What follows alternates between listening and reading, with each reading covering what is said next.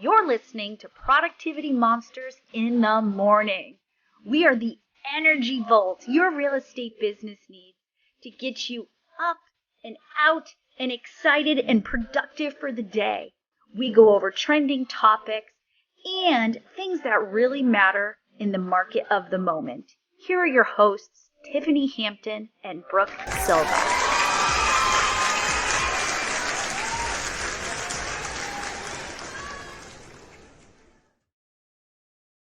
Good Go morning. to best. Go to best. Yeah. So yesterday my energy was like up here. Today, my energy's like here. Well, Snowmageddon. I know. For you. I know. Snowmageddon for you. I just can't. Well, and what's sad about this one is that it's going to be like 6 inches of snow and then 3 inches of ice. Ew. And rain. Yuck. Blech. Ew. Welcome Ew. to New England weather. But you know what's great? When you're snowed in New England, you have no showings. You have no open houses. So you have time to work on your relationships. Relationships. And that's what our topic is today. Relationships, right? I am committed to working on my relationships with those in my business. So I don't know, say in my business and my personal world. Well, you know what's cool is that it both roll back and forth, because when you're in real estate, it's all intertwined. It really is. But why I picked that affirmation is because so many of us are too scared to twist the two up and get into relationship in a business way with those in our family life. And then we get mad when our cousins and family members, aunts and uncles don't use us for transactions. Right. And it's our fault. And this came up recently because we're really working on the 201 Club, whereas KW found out that if agents have a very specific type of contact, this is not just dumping garbage in. If you have a specific type of contact, you'll make an average of $119,501 in gross commission income, which is a huge number for having 201 clean contacts, because what we've always been told is you need these massive databases. And while you do need a big database, you need a clean database. And that's really what matters. Well, I think that's what I love about being able to support brand new agents in the business. I know. Because there's no mud. It's not mud season. And that's why I don't love when people were like, well, let's just import all my phone contacts in. No, it's Right. garbage. And I am very hesitant for anyone new to this business to import, because you're also not building the habit around what it is that you need to have a clean contact in order to move your business forward. And if we're just importing garbage, agents are getting mad when they're sending emails out or trying to text people or do things, but they don't have clean contacts. So why wouldn't you start your business off on the right foot and start with clean data and build really good habits in the beginning? And it's not on our list, and I'll add it, but the Golden Handoff, have you read it? Mm-hmm. This should be mandatory required reading to get your license. Mm-hmm. Because if you understood how to retire from real estate and retain income from your database, I'm telling you, we'd never have these problems and we would never have to talk to people about clean data. And what I love and hate, and it's across the board, I don't want to call my people and tell them that I'm in real estate. I don't want to ask them for referrals. Like, help me understand the mindset behind that, because I'm 25 years in the industry, so I just have a hard time with it. Right. And you know what? Maybe if we started the conversations different, it wouldn't hurt. You cannot come out of this swinging like a knife salesperson, vacuum salesperson, or the people in your DM saying, hey, by the way, how are you? Oh, I joined an oil company. Right? Can we just join stop? my MLM? No, we just stop being aggressive. But what if we started with this? I've invited you to my Facebook page, and I'm calling you to let you know I transitioned into a career in real estate. I'm not asking you to buy, sell, refer, invest, give me money, but what I need is help. Will you help me grow my business and make sure I stay true to who I am? Can I put you on my email list and send you information periodically so that my family and friends and those who know me, love me, trust me can keep me in check during this? If something doesn't sound like my voice, if something's broken or wrong, if you see my posts, will you share them? Will you like them? Will you comment on them? Because building my business through social media and getting to know the tools is so important to me. Will you help me build my business? Yeah. Wow. How about, right, like, hey, Tiffany, I'm in real estate. I know you bought your house 2 years ago, but let's sell it. Let's get you into something else. Well, and I think that's the message. Like, so I do evening and weekend coaching, right? Because some of our agents, they, whatever the reason is, evenings and weekends work better for them. Yep. And I was having a conversation around exactly that, right? Like, you have 201 people in your database. You follow the system, you follow the rules. You're not, 30 of those people are not going to buy a house from you. Like 30 of those 201 people.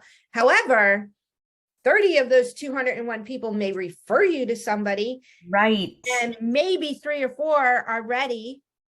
Right.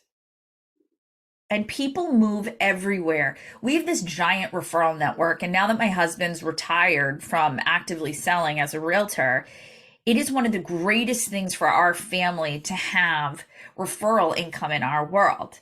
So start with your coaching action for them was to start with those you know and trust and build the relationship. You always talk about relationships as being a piggy bank, and I know you smile every time I steal it on a Zoom or a class we're teaching. I see you laugh and smile, but it's so true. We have to deposit value before we make that real estate ask withdrawal, and it's not easy. This business is not about selling. This business, I love it so much because of the relationships we make and keep. And that's the game for me. And I'm a better person because of the relationships we've made through my husband's business in real estate and through my role at KW. Know you, trust you, ask for help. Those in your world don't know how to help you. They see scary salesperson and what preconceived notions they may have about what we do in real estate. But at the end of the day, they're going to be your biggest cheerleaders if you approach them correctly, right, and stop sharing and creating a world where all you talk about is real estate.